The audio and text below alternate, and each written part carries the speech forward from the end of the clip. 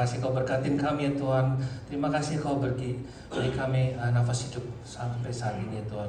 Terima kasih juga Kau lindungi kami dan keluarga kami selama minggu ini ya Tuhan. Kami ucap syukur pada Engkau ya Tuhan. Malam ini ya Tuhan, kami bersatu lagi kembali di sini Tuhan untuk mendengarkan firman-Mu ya Tuhan. Kami ingin memuji Engkau ya Tuhan. Berikanlah kami ya Tuhan telinga yang mendengar ya Tuhan, dan mendengarkan firman-Mu ya Tuhan, dan bisa melaksanakan semua firman-Mu ini itu dalam kehidupan kami Tuhan. Kami berdoa juga untuk teman-teman kami yang tidak bisa hadir ya Tuhan, yang berhalangan Tuhan atau yang on the way kemari ya Tuhan, Kau sampaikan mereka sampai tujuan Tuhan. Dan untuk teman-teman kami yang tidak bisa datang sakit ya Tuhan, Kau sembuhkan mereka ya Tuhan.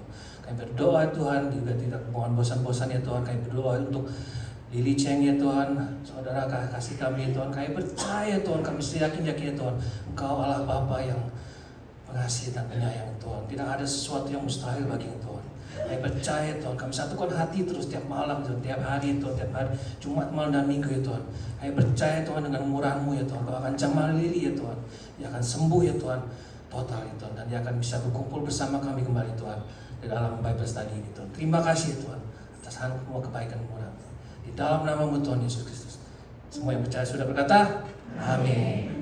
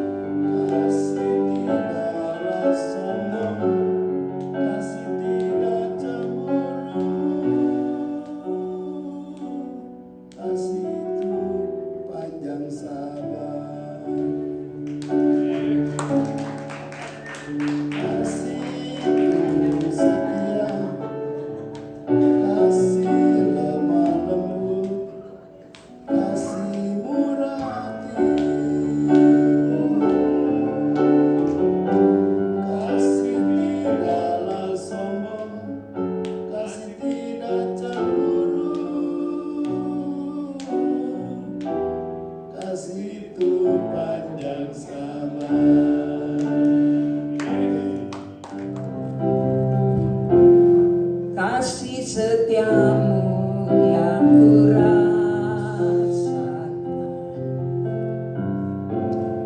lebih tinggi dari langit biru. Kebaikanmu yang telah kau nyatakan lebih dalam dari lautan. Berkat-Mu yang telah ku terima selalu membuatku terpesona. Apa yang tak pernah ku pikirkan, itu yang kau sediakan bagiku. Siapakah aku ini, Tuhan? Jadi biji mata-Mu. Dengan apakah kau balas, Tuhan, selain puji dan sembah Kau? Siapakah aku ini, Tuhan? Jadi biji mata-Mu. Dengan apakah ku balas, Tuhan, selain puji dan sembah Kau?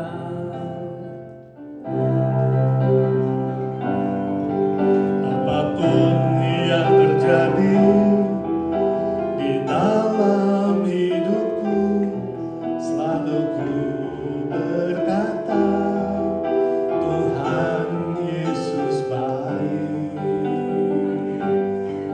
Dalam segala hal yang terjadi, tetap ku berkata, Tuhan Yesus baik. Ku sembahkan,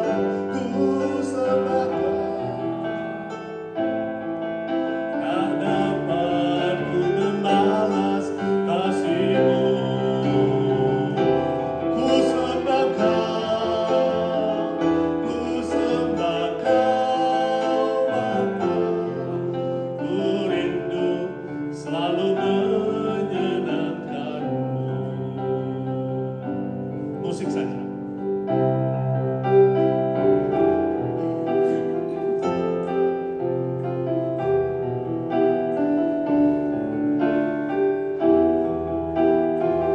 Saya tidak tahu apa yang terjadi dalam hidup saudara, tapi ingatlah, Tuhan itu maha baik. Jangan pernah curiga, jangan pernah menyalahkan Dia.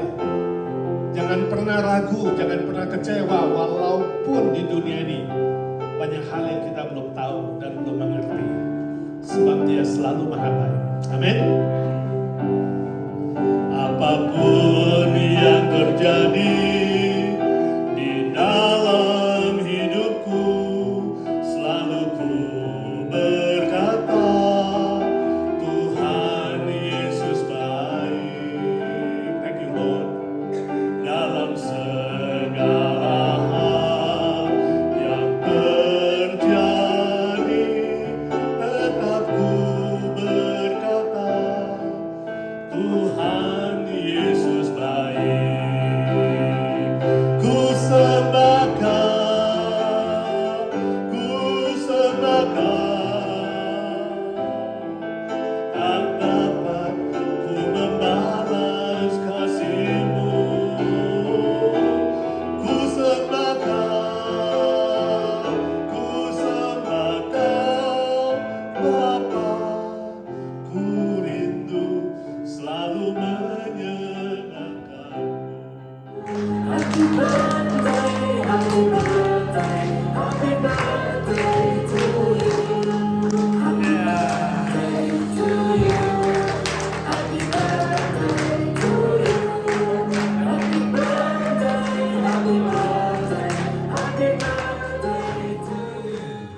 biasa malam hari ini.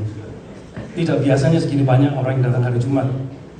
Rupanya bulan yang paling spesial, ulang tahun Pak Edi. Pak Edi request tema untuk ulang tahunnya Pak Edi. Saya mikir apa temanya kira-kira. Dan kebetulan juga bersamaan dengan Natal, maka kemudian saya memberi tema malam hari ini, apa pentingnya Natal. Tapi sebelum kita membahas itu, kita berdoa dulu. Tuhan, terima kasih Tuhan, kami ucap syukur atas hari ini kami bisa beraktivitas, kami bisa bekerja, kami bisa berjalan, kami bisa menikmati hari-hari yang Engkau berikan. Engkau selalu bersama kami, menyertai, dan malam hari ini kami akan membahas dan belajar tentang firman Tuhan. Apa pentingnya Natal? Kiranya dengan momen Natal ini banyak orang dijamah, banyak orang bertobat, banyak orang yang lebih bersemangat dalam melayani Tuhan. Terima kasih dan ucap syukur dan berdoa dalam Tuhan Yesus. Amin. Jadi tema malam hari ini kita adalah apa pentingnya Natal.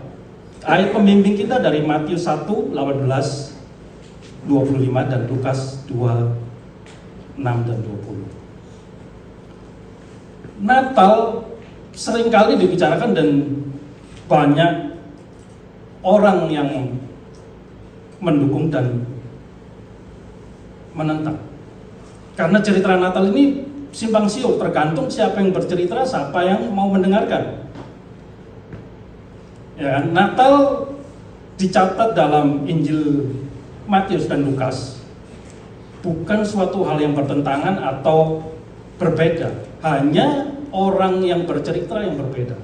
Kalau Matius, karena dia adalah seorang pemungut cukai, dia menceritakan proses atau cerita tentang Natal ini dari sudut pandang yang berbeda pula. Dia bercerita tentang kedatangan orang Majus.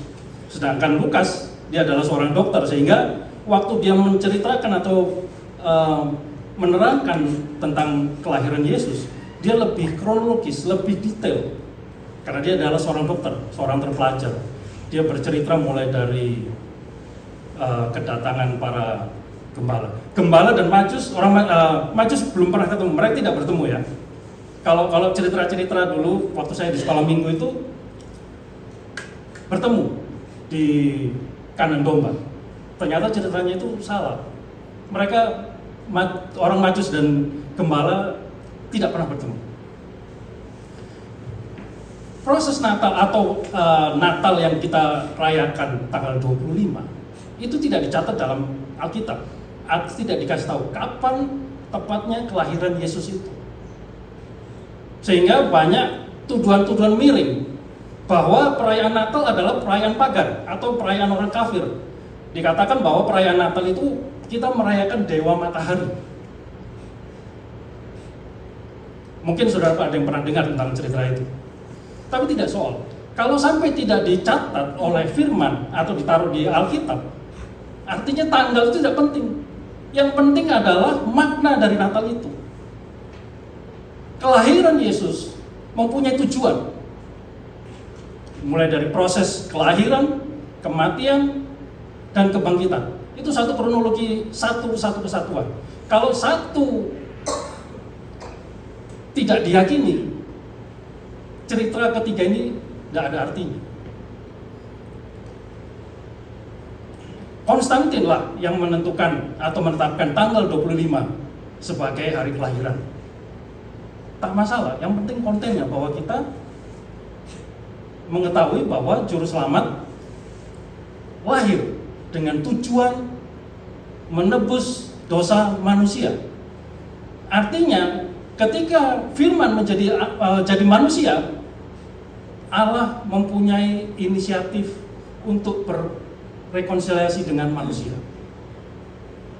Natal secara lahiriah bisa diartikan atau dimaknai suatu momen di mana suatu keluarga bisa berkumpul. Kesibukan manusia atau kesibukan keluarga di Amerika sibuk antara anak, bapak, mungkin tidak pernah ketemu, momennya di Natal. Mungkin bapak, ibu, anak ada yang kurang cocok dengan proses ada Natal ini bisa berkumpul dan saling memaafkan. Itu dari sisi lahiriah, tapi secara spiritual momen Natal adalah untuk menebus manusia. Sama seperti dengan tujuan dari ketika orang Kristen ditentukan dan dipilih untuk menjadi orang pilihan. Dari peristiwa kelahiran Yesus Kristus ada 3 hal yang bisa kita pelajari. Poin pertama, tujuan dari kelahiran Yesus di dunia ini. Ada sebuah cerita seorang keluarga, bapak, ibu, anak 2. Mereka di stasiun kereta. Celingu lihat kanan kiri, kemudian petugas stasiun mendatangi mereka dan dia bertanya, Bapak, kalau saya boleh bertanya, Bapak ini mau pergi kemana? Oh Pak, saya ada pertanyaan. Kereta yang ke Surabaya jam berapa ya berangkatnya? Petugas stasiun menjawab, jam 7 pagi. Bagaimana kalau yang ke Banyuwangi? Oh kalau yang ke Banyuwangi jam 10. Gitu Pak ya. Gimana kalau yang ke Jakarta? Oh kalau yang Jakarta malam. Petugas stasiun mulai agak jengkel juga, tanyanya kok ganti.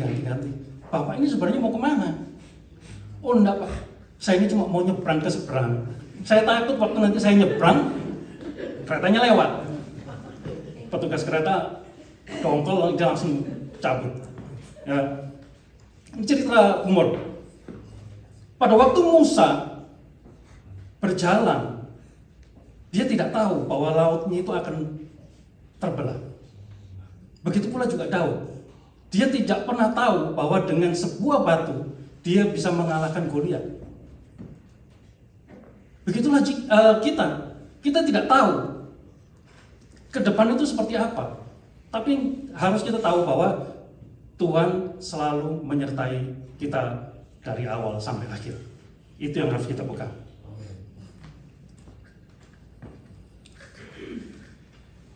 Kalau tadi tujuan Yesus lahir untuk menebus manusia, maka kita mempunyai tugas dan tujuan juga.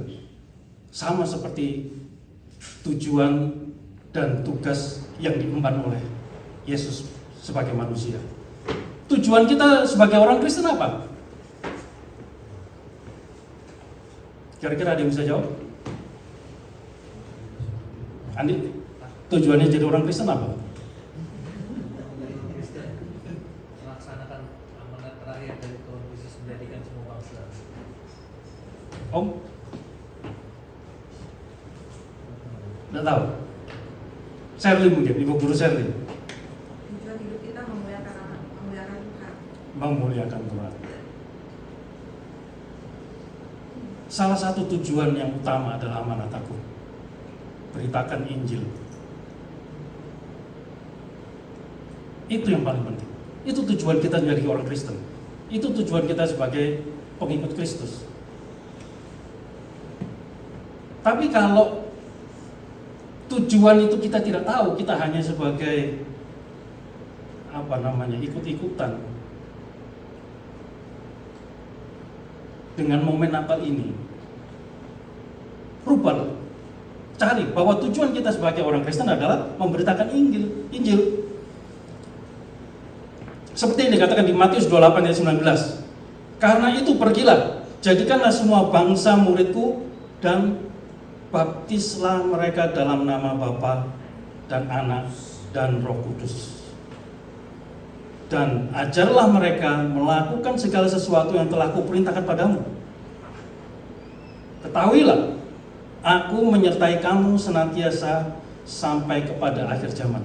Kalimat pergilah, jadikanlah, dan baptislah. Itu suatu perintah. Kalau kita sebagai orang Kristen diperintahkan untuk memberitakan Injil, tapi kita tidak menjalankan itu, kita tidak layak untuk dijadikan atau dipanggil sebagai pengikut Kristus. Karena namanya pengikut Kristus berarti kita melaksanakan apa yang diperintahkan. Persiapkan diri, belajar firman, renungkan, dan tentu baca firman. Saya ingat, dulu saya pernah dengar ada seorang pendeta. Dia mengatakan, kita tidak perlu merayakan Natal. Karena Natal itu tidak diperintahkan di firman. Yang diperintahkan adalah Paskah. Ingatlah kematian. Saya mikir, iya juga ya. Saya cari di Alkitab nggak ada itu.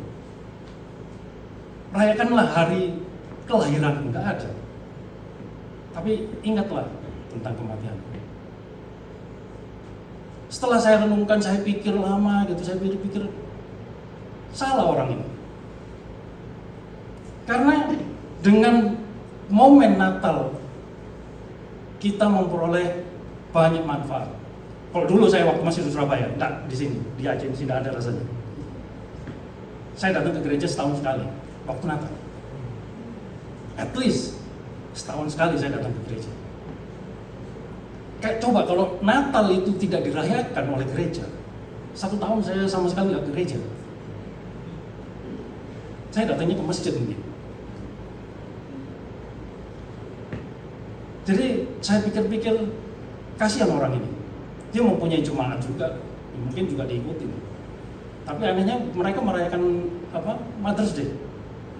Hari Natal kelahiran Yesus malah nggak dirayakan, tapi Mother's Day dirayakan. Tapi it's okay. Yang penting adalah kita harus tahu tujuan kita. Tujuan kita adalah memberitakan Injil. Poin kedua, kualitas bukan kuantitas. Ada sebuah cerita di Jepang, seorang pembuat pedang katana sekitar tahun 600-an. Seorang kaisar memilih dia untuk membuatkan pedang katana untuk prajuritnya berperang. Dipilihlah seorang pandai besi. Dibikin sebuah pedang, 2 pedang, 3 pedang. Dia menggunakan cara yang tradisional dengan alat yang tradisional. Artinya dia pilih biji besi, dilepur, dipanaskan, kemudian dipalu. Jadilah sebuah pedang. Kira-kira dia bisa bikin sekitar 100 buah. Kemudian oleh kaisar dicoba. Peranglah mereka. Pergi perang. Setelah perang, kira-kira seminggu kemudian, kaisarnya itu lewat di depan rumah dari pembuat pedang ini atau pengrajin pandai besi ini.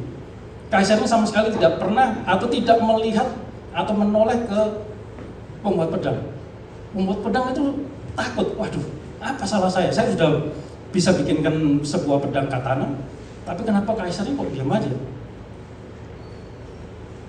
Kemudian dia dengar bahwa ternyata banyak prajurit dari kaisar ini yang mati karena pedangnya patah. Kesalahan kecil yang dibikin oleh pembuat pedang berakibat fatal. Kemudian dia dikasih kesempatan lagi. Please, kaisar, kasih saya kesempatan untuk membuat pedang itu lagi. Singkat cerita dia pergi. Dia mikir apa yang harus dia bikin atau dia lakukan untuk membuat pedang ini lebih kuat. Dibantu oleh anaknya, singkat cerita mereka akhirnya menemukan sebuah teknik untuk membuat pedang besi. Kemudian bikinlah katana. Yang sebelumnya pedang itu selalu lurus, dia bikin agak melengkung. Seminggu kemudian kaisar datang sambil tersenyum dan memberi hormat. Bangga dia, ternyata pedangnya ini berhasil dan tidak ada satupun pedang yang patah. Dan sang kaisar memenangkan sebuah pertempuran. Kalau dibandingkan dengan buatan pabrik, si pembuat pedang ini akan kalah. Karena buatan pabrik, bikin katana atau pedang seperti yang dia bikin itu dalam waktu sekejap jadi ribuan.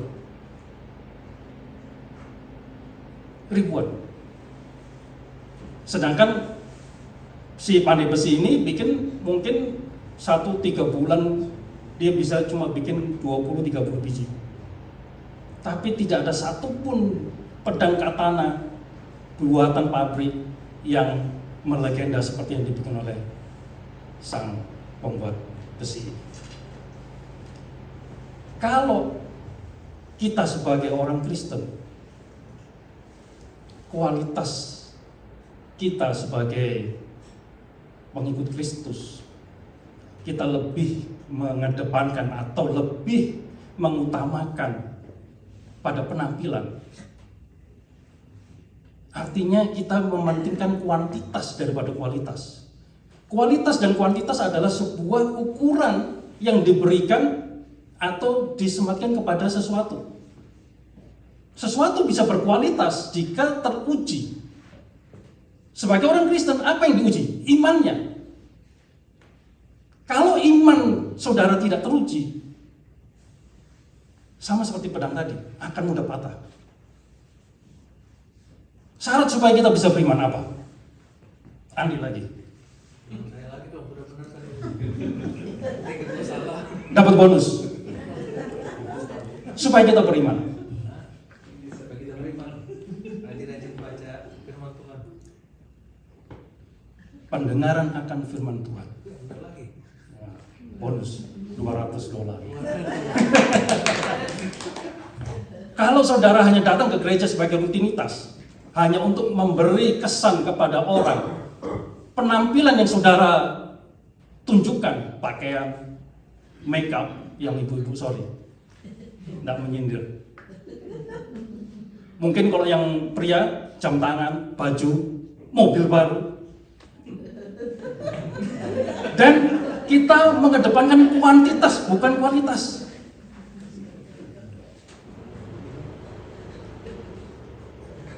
Mana yang mau saudara pilih? Kuantitas atau kualitas?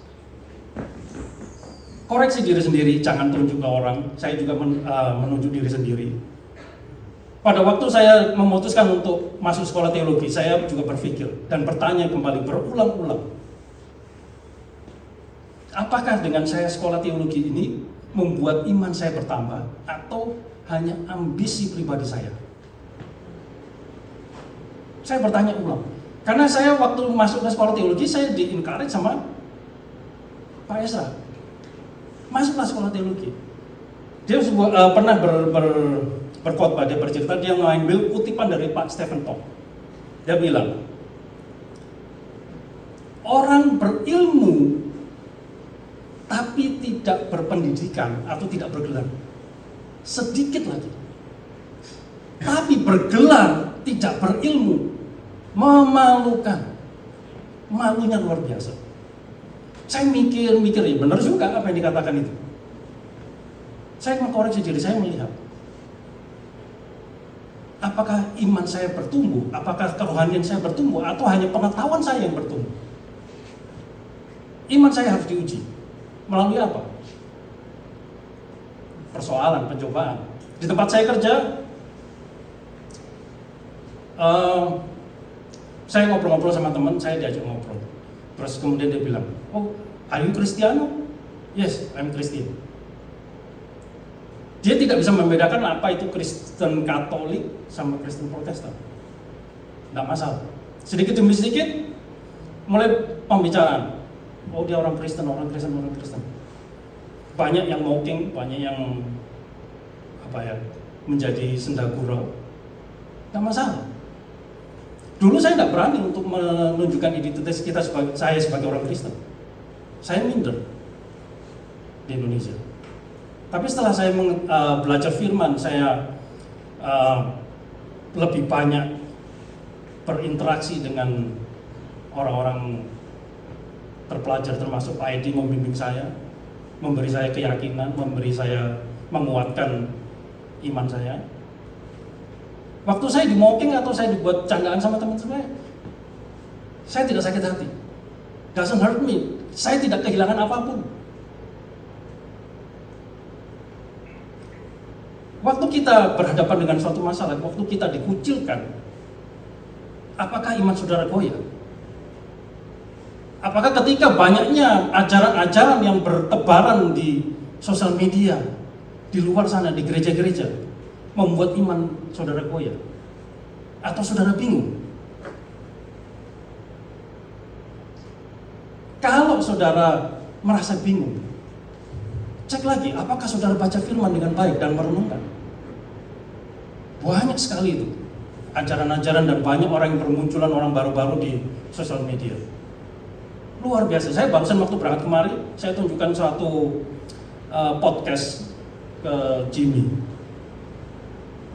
Dia ada seorang anak muda, saya tidak sebutkan namanya, nanti saya dimarahin nanti. Nah, saya bilang sama Jimmy, ini orang baru. Dari cara dia menyampaikan, mengajarkan, sangat memalukan kalau dia dikatakan, saya ini Kristen Protestan. Tapi apa yang diajarkan, apa yang diucapkan, jauh dari kekristenan. Kalau saudara pernah dengar ya, pembicara yang ada di TV itu, Kristen progresif, Kristen dan lain-lain dan segala macam. Goyah nggak iman saudara? Kalau sampai kita tidak pernah baca dan merenungkan firman, kita pasti goyah. Artinya iman saudara tidak teruji. Cara menguji melalui persoalan. Ketiga, kesederhanaan. Kita pasti sudah pernah tahu ya, kapal pesiar Titanic. Om Indra pasti pernah naik. Om Indra pasti bisa menggambarkan bagaimana mewahnya kapal pesiar. Kapal Titanic ini dirancang, didesain semewah mungkin, secanggih mungkin sehingga tidak mungkin bisa tenggelam. Entah, nggak tahu gimana bikinnya. Tapi mereka membedakan antara kelas 1, kelas 2, kelas 3. Kelas 1 orang bangsawan, orang berpendidikan, orang kaya. Kedua, orang middle class. Ketiga, orang yang jadi buruh atau pekerja atau mungkin tidak punya. Kalau kita lihat film Titanic itu, Leonardo DiCaprio, dia bisa masuk itu karena apa? Lotre. Punya kesempatan.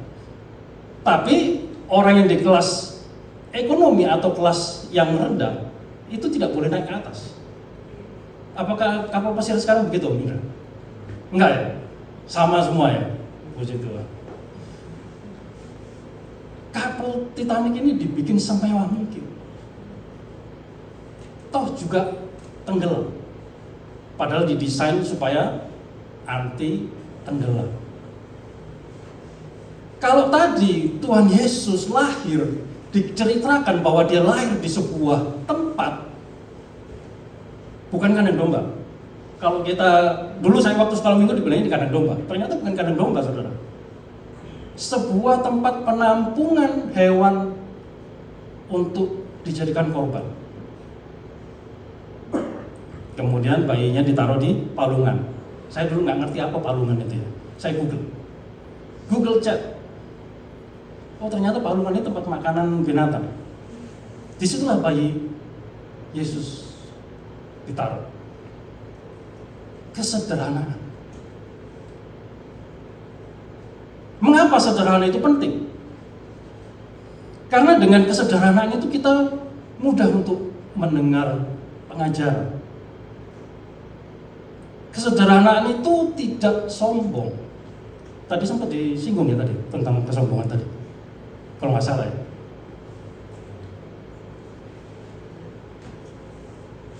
Kesederhanaan itu bukan soal untuk mengetahui atau bagaimana caranya kita hidup berhemat. Bukan itu. Kesederhanaan adalah sebuah cara kita untuk memfokuskan perhatian spiritual kita kepada Tuhan. Kalau fokus kita terhadap penampilan, fokus kita terhadap apa yang kita punya, kekayaan, kita tidak bisa dikatakan sederhana. Kesederhanaan membuat kita belajar lebih terbuka terhadap pengajaran firman Tuhan. Saya tidak mengatakan bahwa orang tidak boleh kaya, tidak. Saya dimarah-marah sama Jim kalau saya bilang orang Kristen tidak boleh kaya.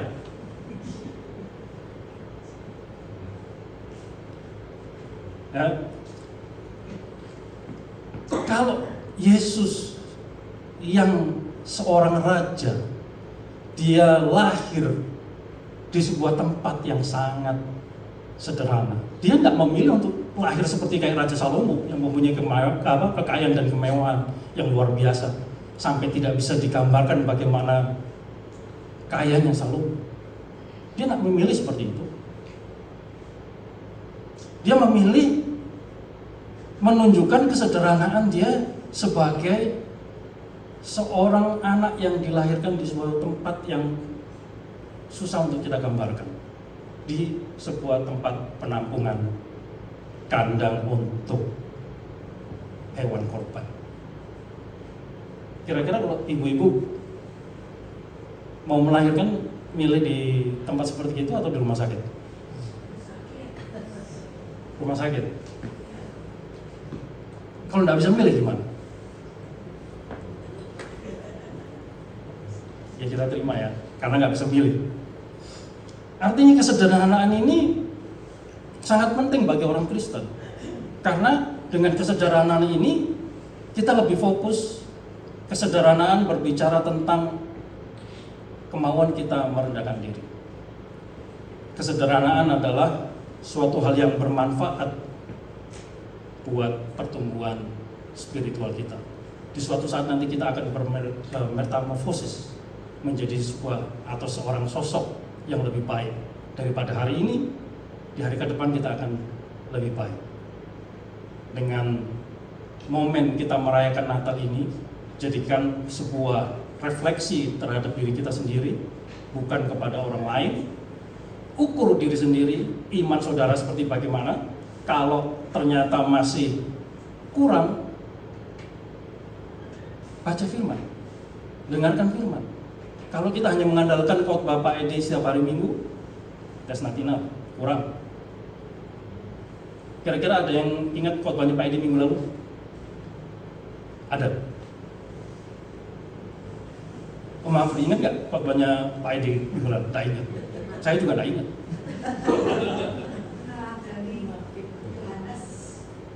Luar biasa.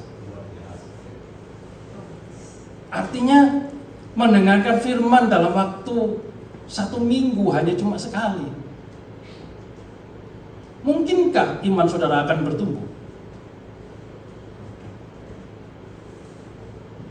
Saya tidak tahu. Kalau saya tidak bisa.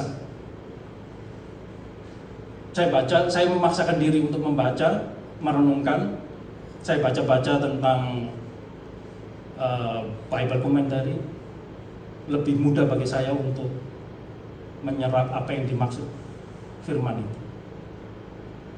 Merubah cara pandang saya, merubah cara hidup saya, merubah saya melakukan atau memperlakukan teman atau manusia di sekeliling saya. Merubah itu.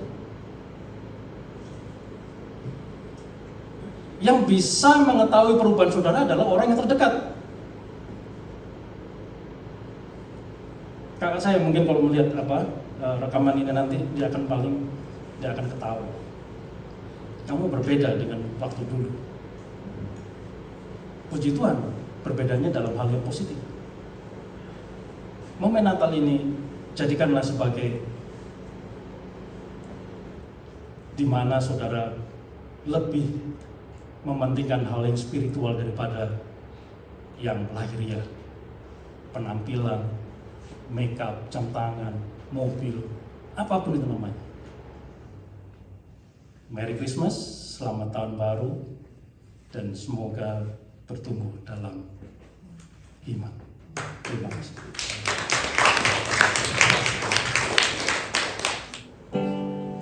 Allah kuasa melakukan segala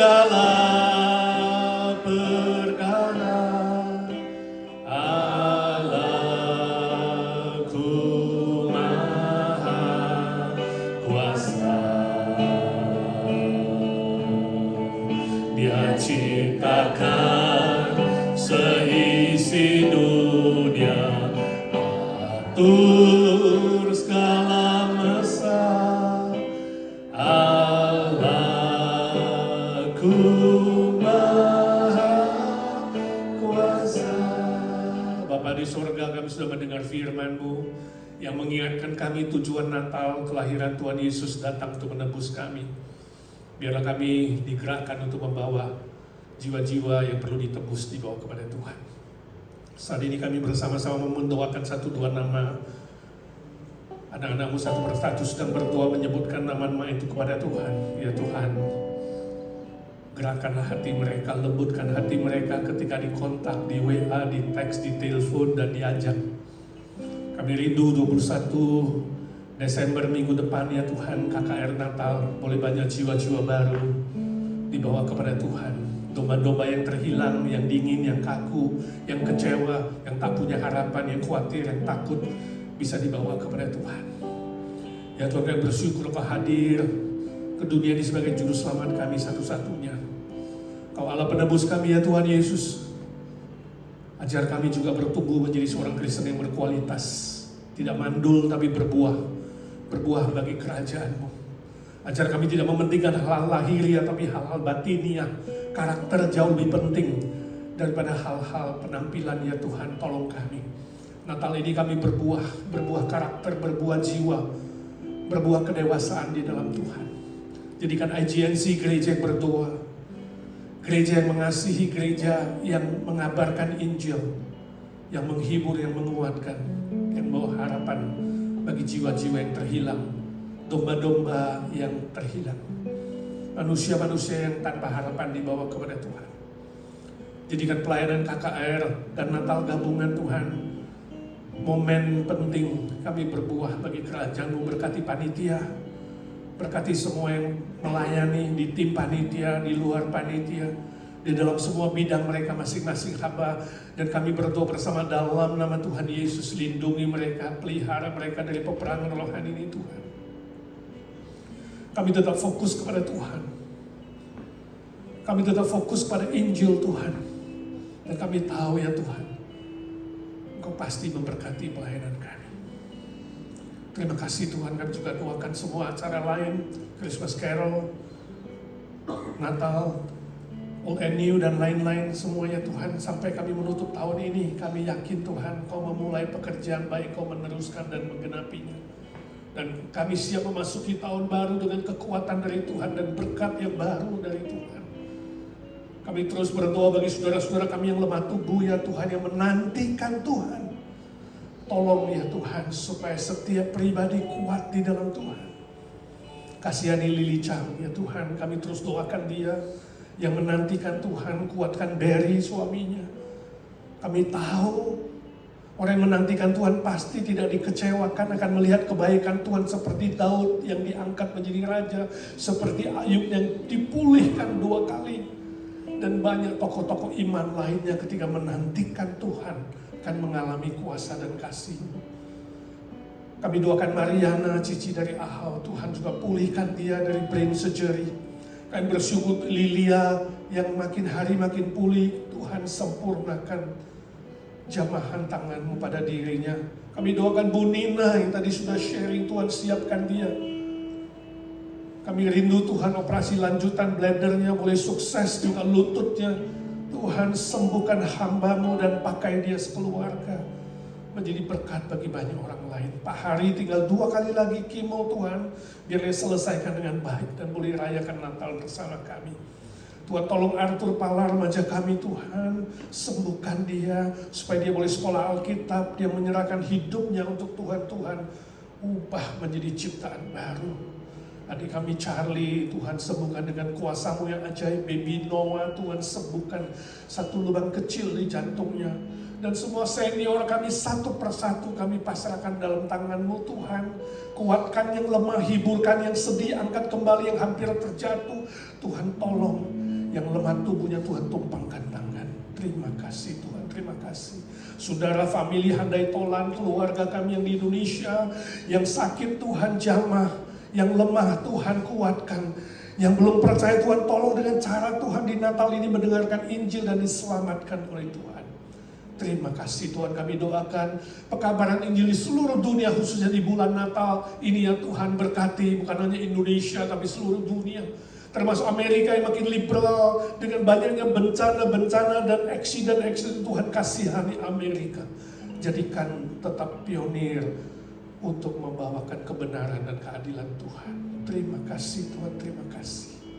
Saat ini anak-anakmu sedang berdoa secara pribadi, diam-diam berdoa di hadapan Tuhan, baik yang di sini, yang mengikuti online. Kami berdoa dalam nama Tuhan Yesus. Tuhan, dengarkan doa anak-anakmu. Entahkah soal sakit penyakit, soal keuangan, soal keluarga, status, teman hidup, sekolah, pekerjaan, bisnis, dan lain-lain. Tuhan, curahkan mujizat-Mu ya Tuhan. Curahkanlah kuasa-Mu Tuhan, mujizat terjadi di tempat ini ya Tuhan. Curahkanlah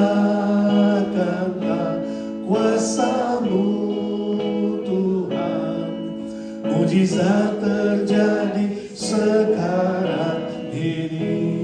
Dalam nama Tuhan Yesus Kristus, Tuhan segala Tuhan, Allah segala Allah, Raja segala Raja, Dokter segala Dokter, Juru Selamat kami berdoa dan memohon berkat dan mujizat Tuhan.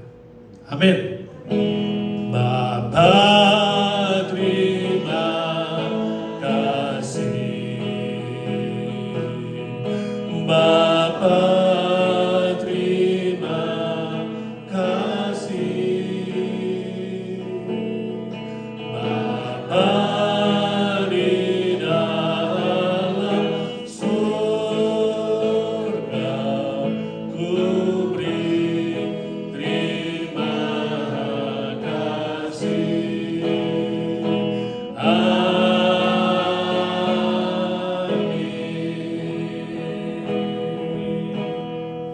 Amin. Saudara, hari Minggu tetap ada ibadah. Silakan datang bawa teman baru, terima berkat Tuhan. Ya, tema kita adalah salah mengerti terhadap Yesus. Apakah saudara salah mengerti atau ada temanmu salah mengerti? Mari dapatkan jawabannya Minggu 15 Desember. Tuhan memberkati saudara.